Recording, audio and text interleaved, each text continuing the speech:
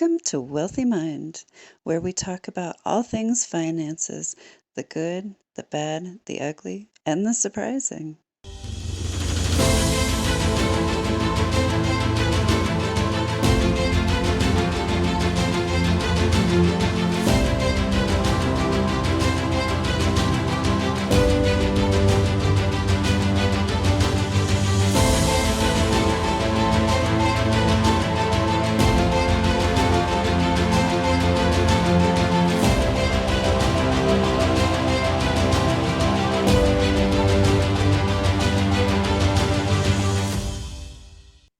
Welcome to Wealthy Mind. I am your host, Misty Rose Gold, International Success Coach. And today I have with me Wendy Leggett.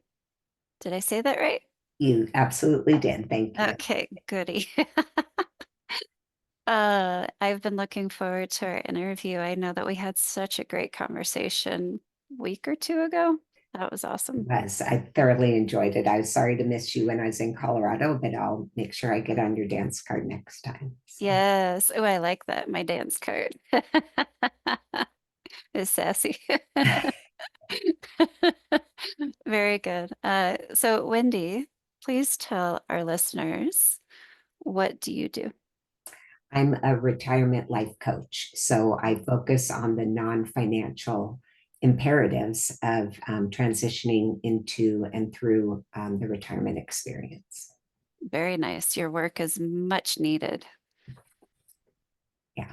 I know the decline is rapid after people retire. So let's start there. How do you assist your clients in that space to prevent that rapid decline from happening or taking place?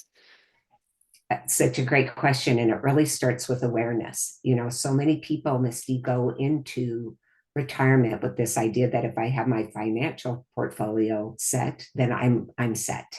And the rest is going to be endless weekends, leisure travel. And I think that's the mindset, either that on that really idealistic side, or on the other end of the spectrum, pessimistic, one foot into the grave, it's all about loss. But we can bring it into this. Oh, it stopped you in your tracks right there. But I you mentioned know. decline, right? And I so, was like, ew, yeah, gross.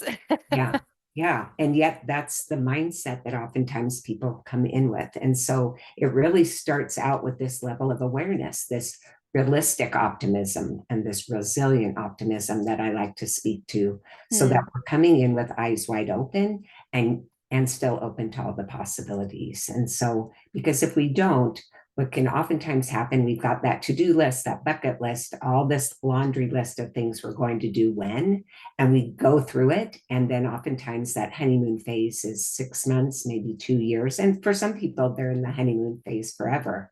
But we know that 1 in 3 struggle in retirement. And the reason is that when that honeymoon phase wears off, then people start to say, wow, is this all there is for me?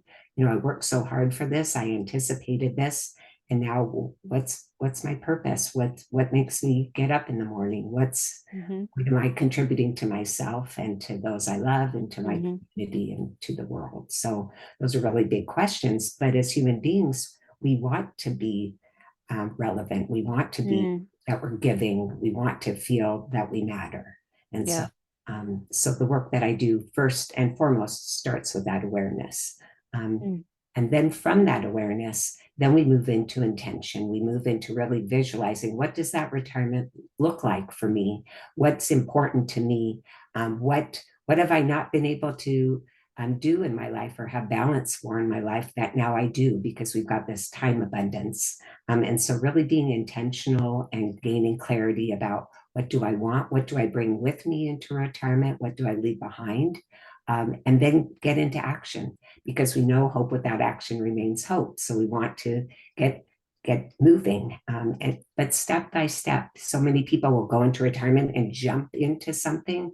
And I think that's in part why that unretirement that we all heard about happened, because people jumped into things and then said, gosh, if I'm going to be quote unquote working this hard, I might as well get paid and go back to work. And we don't want that for anyone. If they've really wanted to move into post-career, then let's make the most of it. And that happens by that awareness, that intention, and then that action, that movement.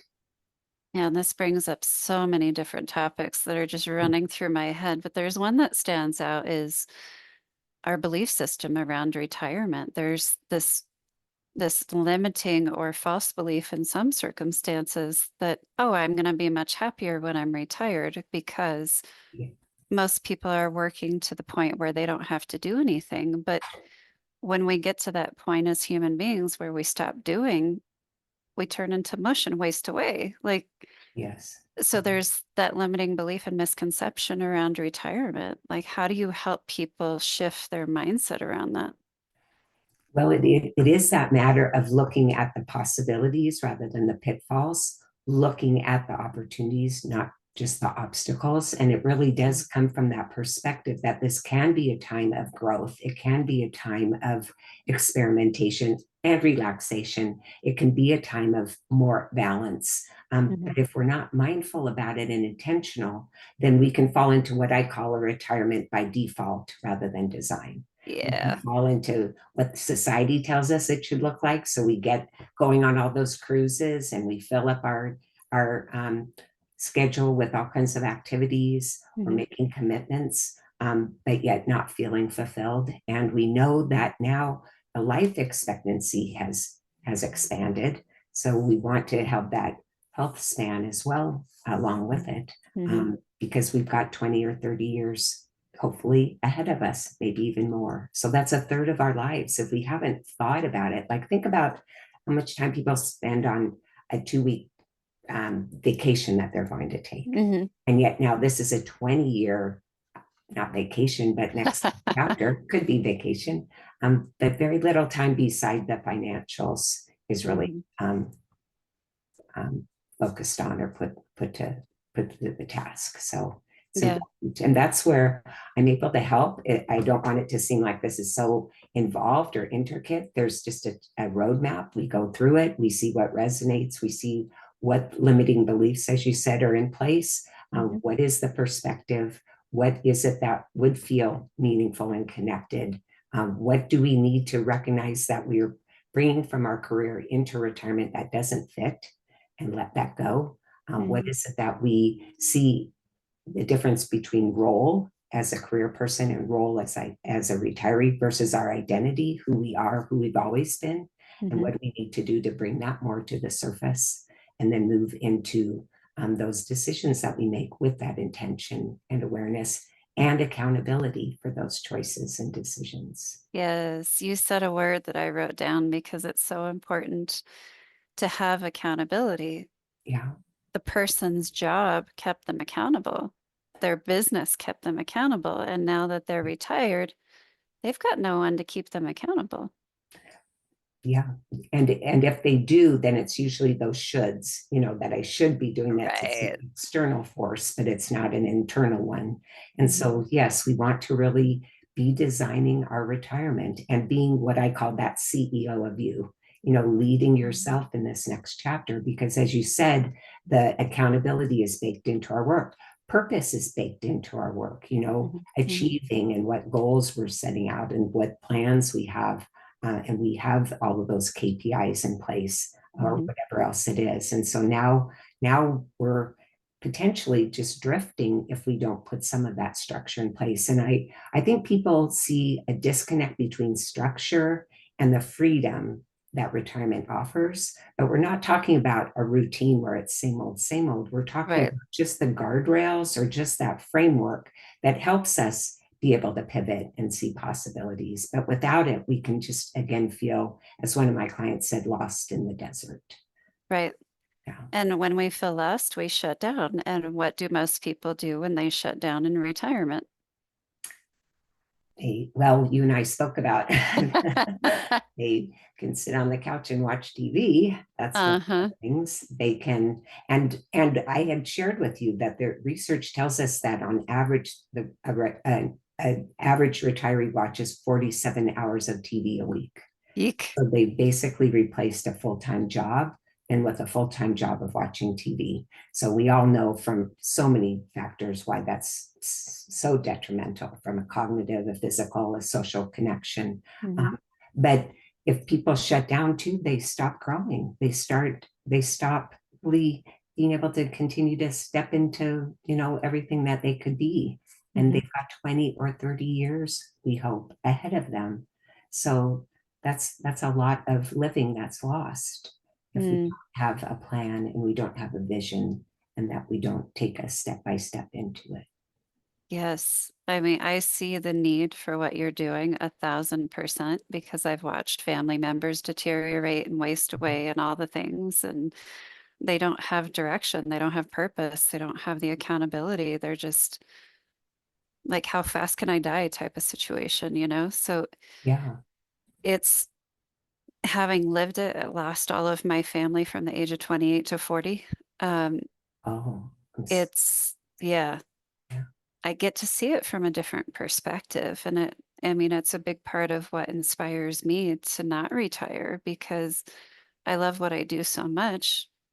I will find some form or another of what I do and keep doing it Yes. Yeah. because it keeps my mind healthy. It keeps me motivated. It gets my butt out of bed in the mornings. Like, if I didn't have my work, would I be as disciplined? Would I be as motivated? Now, sure, would it be nice to have more breaks? Yeah, but I'm working toward baking that into my business once again and not wait until I'm 60 years old to do it. Like I'm working my tail off to get to a point where I can work a little bit less during the day because I have more business coming in because I did all that. It's like, Yes, that deferred gratification almost. I right. think you bring up such a vitally important point, and that is that how do each of us define retirement? Because Hmm. yes, I'm a retirement life coach, but I don't advocate for everybody to retire. What Right. I do advocate for is if you've made that intentional decision based on awareness of what retirement means to you, then step into it fully and make it the best next chapter for yourself on your terms.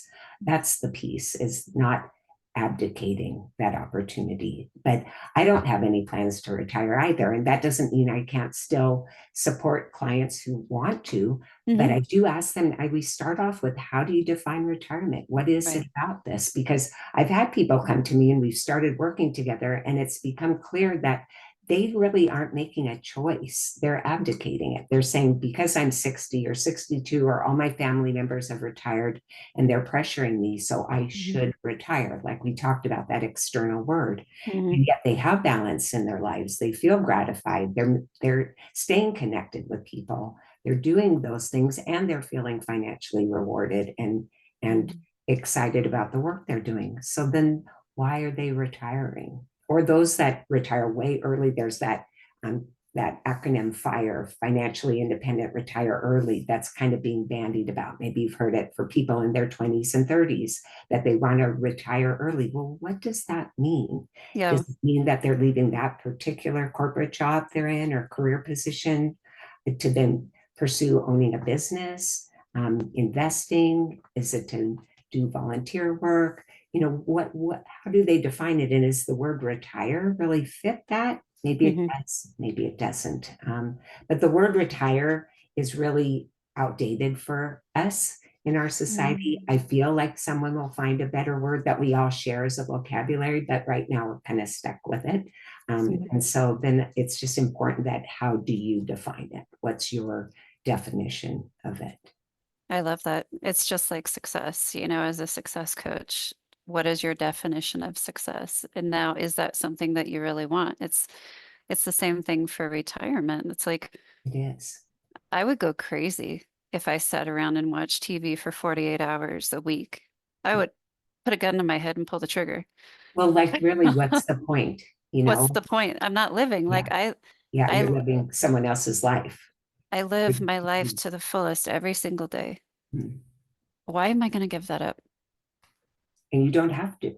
Right. You So, don't have to. It's on your terms, and it's whatever, however you define it. And if it's watching TV all day long, which obviously for you and I, it's not. But if that is okay, but then own it, I guess. Do right, I want that for anyone? No, but it's not my place to decide or judge. right.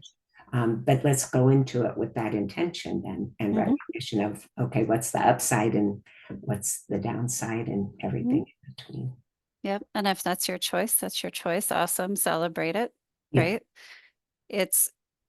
I love how people like you and me are giving other people permission to define their own lives, to define their business, to define what sex. Okay. Well, that's a whole nother Another topic. podcast. I'm not your best source for that, although I'd be interested. Well, then that is a whole nother topic that came out of my mouth. Um, we get to define what does our retirement look like for us. We get to define instead of what society tells us it should be. And so many of us are programmed, this is what you should do. You should get married, you should have kids, you should work, you should retire, you should die. Yes. It's like, why am I Buy listening? into it. So why am I listening to what everyone else tells me I should do? Why don't I just do what I feel is right for me? If it's not harming another individual, rock on, do what you need to do. Yeah. If sitting around and watching 48 hours of television per week is awesome for you and that's what your ideal retirement situation looks like, awesome, great. Is it hurting other people? If it is, maybe you should reevaluate. But if you're single, if you're a hermit, if you choose that lifestyle and it's not hurting anyone, awesome, great. Have at it. Yes. Right. And this is the evaluation of me making decisions that are right for me.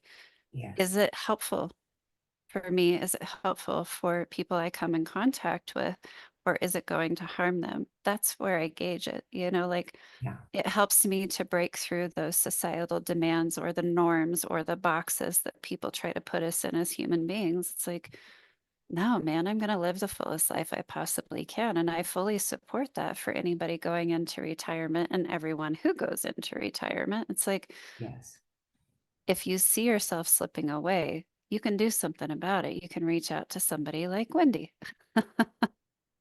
Yes. Yeah. No. And I would welcome that call really, because I have had people, like you're saying, slipping away or who have felt lost, have felt unmoored, who have felt stuck. And then when we start to work together, first and foremost, that I'm able to say you're not alone. There are a lot of other people that feel this struggle too. So there's nothing wrong with you, because I think right away, just normalizing it helps so much. Because when you think about, when you ask people how's retirement, generally it's going to be, oh, it's great, endless weekends, leisure travel, but 1 in 3 struggle. So 1 in 3 aren't raising their hand to say this is tough.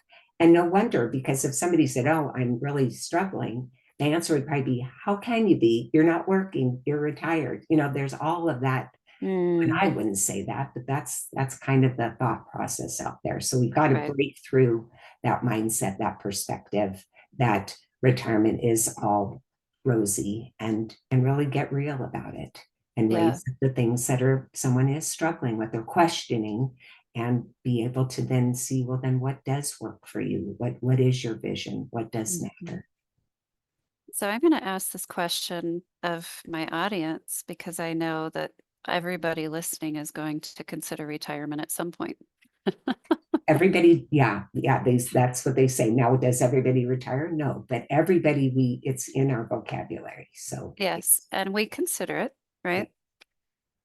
Do you want to spend your retirement watching TV?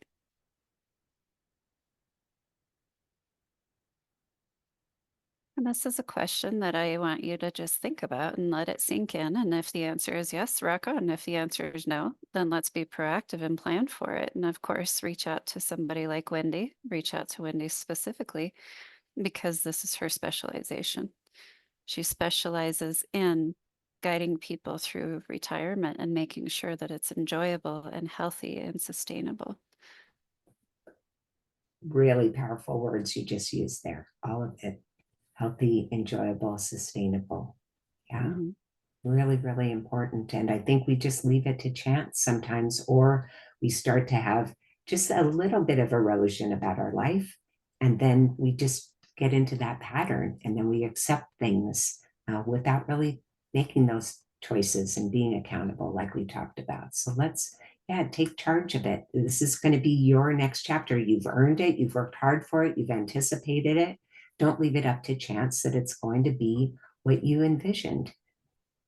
You have to even think about what do you envision, Mhm. was that your vision or someone else's? So just all of what Misty and I have been talking about. I think. Yeah. It's not just a destination of, oh, I can't wait to stop working. Like, if that's the mindset going into it, you're probably going to deteriorate very quickly.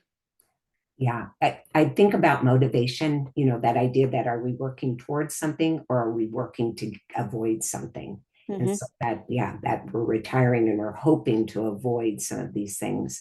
And sometimes that motivation works, but in a sustainable way, it doesn't tend to. Hmm. We want to feel motivated for reasons that feel like we're moving forward and that are supportive of us and that are exciting and energizing to us. And we can have all of that and more, Hmm. but we have to own it. We have to do the work sometimes, do the reflection, dig a little deep to see, well, what are those answers? So, Hmm. Definitely. Now, there's something that keeps jumping out at me, which is if somebody has the desire to retire and they have their financials planned out, I feel these individuals have more of a healthy perspective on retirement and they want to spend a lot of their retirement with their kids and their grandkids and maybe their great grandkids. Like, I feel like that is a really healthy purpose in retirement that keeps people occupied, it keeps them busy, it keeps them going. If that is part of their retirement plan, how can you ensure that that retirement plan is fulfilling for them? yeah, well, just you mentioning that you would think that that would be, and it might be for a percentage of the people, but this is Mhm. an individual decision. So really, when somebody says, okay, when I envision my retirement, what is meaningful to me Mhm. is to spend time with my family and my grandkids, and that's what I want my focus to be. Mhm. And then it's the question of, well, what is it about that? Because sometimes that's laced with expectations. Mm. Sometimes it can be more about, ego. I want to be the best grandmother there is. Or it could be about, I really don't know what else to do, or that's what you're supposed to do, or Mm. my family is asking that of me and I don't know how to say no, or any other things. And so both you and I, we don't make assumptions, right? We let our clients tell us, but it is a matter of them really reflecting and digging and saying, well, what is it about being with family? And Mhm. so then if we're really that's aligned with our values, it feels purposeful and meaningful to us, Mhm. then it also requires a conversation with the family because they may be looking at things very differently. Mm. I've had clients who planned to spend all this time with family, but that didn't match up with their family's needs. And it has to be a communication and a collaboration there. So I think it is a matter of just spending that time thinking about not just what I think you're supposed to do in retirement, but really what do I want to do? And now you have this chance to achieve better balance than maybe you did in your career. And Mhm. we always talk about work-life balance, and that's just a slippery slope a lot of times for people. Now Right. you get to write that next chapter. It's not a new book. You're bringing a lot with you into retirement, but you get to write that chapter and try to achieve balance. So that's one of the exercises I do is looking at what are the different components of your life that maybe when you were working 10, 12, 14 or more hours a day, you didn't have time for. Now you do. What are the pieces of that pie, if you will? And if you Mm. want a whole pie around family, fantastic, but be thoughtful and intentional about it. If you want a portion of it, then what are the other pieces? And again, be aware and intentional and mindful about Yes, I it. love your insight into that because I know a lot of people that say, "Oh, I want to spend time with family when I retire." Yes, And you're digging deeper and you're like, "Okay, why? Why, what's your motivation behind doing that? And is it something that you truly want to do?" Now, if it is, have conversations with the other people in the family. Don't just assume that they want you to be there. yes, Right. So yeah, yeah, I I yeah. absolutely love that you're presenting it in that way. It is like for me, it was like, oh wow, Wendy has insight that not a lot of us have. And Oh, I I appreciate that. I so appreciate you sharing that. And I'm glad that I leaned into that part of retirement because I am too. it's Yeah. such a big piece. It's like, do I want to spend time with my family or is it something that's expected of me? Now, Mhm. you mentioned something that I really want to touch on and bring up before we close. which is you spent 14 hours a day, 5 days a week working, and you neglected to do certain things that you wanted to do. Okay, that's building new habits. And this is why it's so vital to have Wendy by your side to keep you accountable, because a lot of people will get into that mindset of, as soon as I stop working for this company, I'm going to do all this stuff. I'm going to work out more. I'm going to do blah, blah, blah. Well, You're so right. they're habits. Yes. And in order to build a habit, you have to say no to yourself. You have to say yes to yourself in certain ways. You have to be diligent and consistent. And that could be very traumatic and upending for a lot of people. It's like it creates this chaos and upheaval because, yeah, they have these good intentions, but they don't have the follow through because they don't understand that, oh, now I need to go create new habits. I can't just say I want to do these things, I have to create it. So Yes. Yeah. that, Yeah.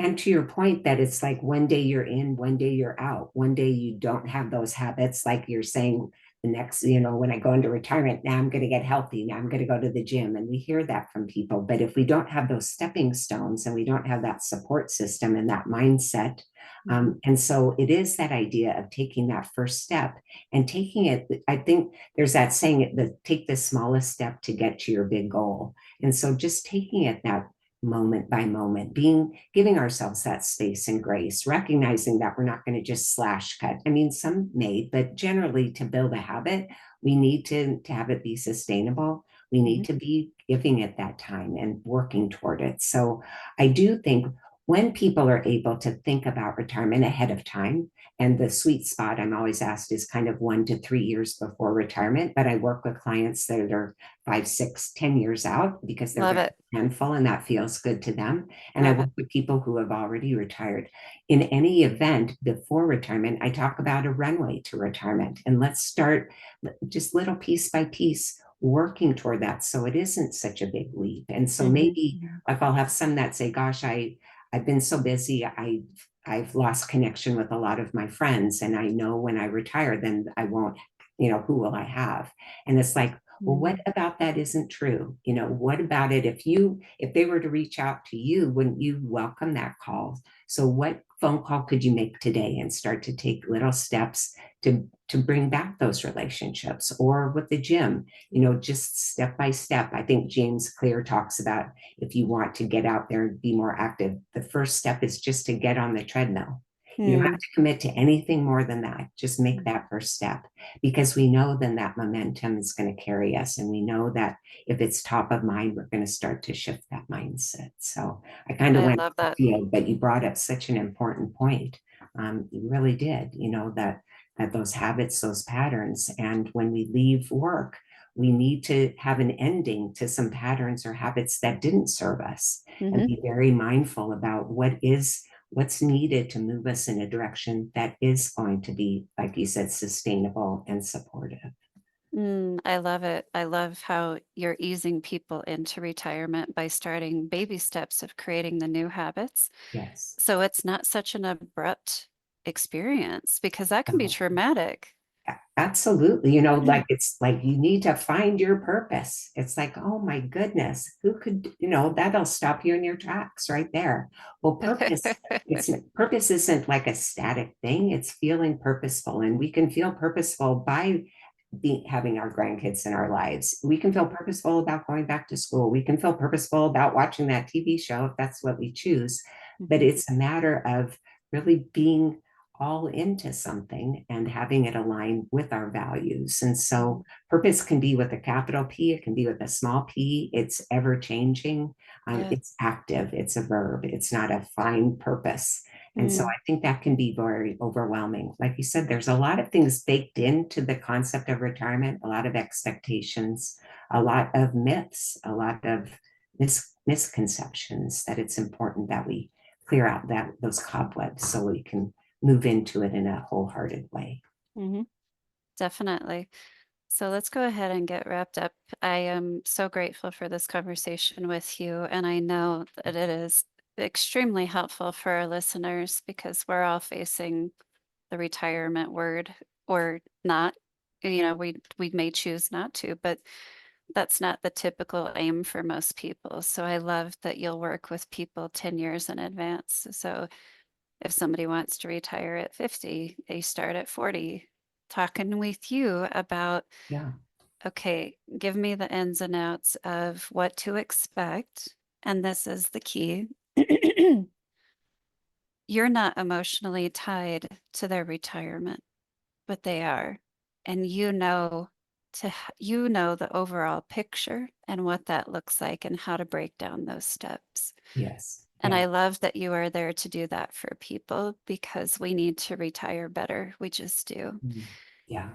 And, I'm going to challenge people to think about what is your emotional tie to your idea of retirement. Mhm. And we're going to leave it there. I love that question. That's a good question. Uh-huh. Yeah. And then when you have an answer, reach out to Wendy. So how do people find you? Simple way, is it through your website? Yeah, that's perfect. So the name of my company is Conflux Retirement Coaching, and Conflux is CONFLUX. So you can go to my website and you can click on sending me a message or signing up for a complimentary discovery session. I'm at Wendy at confluxretirementcoaching.com if you want to email me, and I'm on LinkedIn. So those are awesome. Thank you for sharing that with the audience. And of course, you. we will have the links provided for them in the description, which is awesome. Well, Wendy, thank you so much for your time. I hope you have enjoyed this interview as much as I have. Oh, I definitely have. I think you brought so much value with your insights and your experiences. And so I really enjoyed it. And I know that everybody listening got a lot from it as well. So thank you. Wonderful. Well, thank you for your time. And we look forward to seeing you hopefully again in the future. I'd love it. Thanks again. All right. Until next time, take care. Thank you for tuning in to the Wealthy Mind podcast. Please be sure to download the Wealthy Mind app today and make sure to support your local Dress for Success.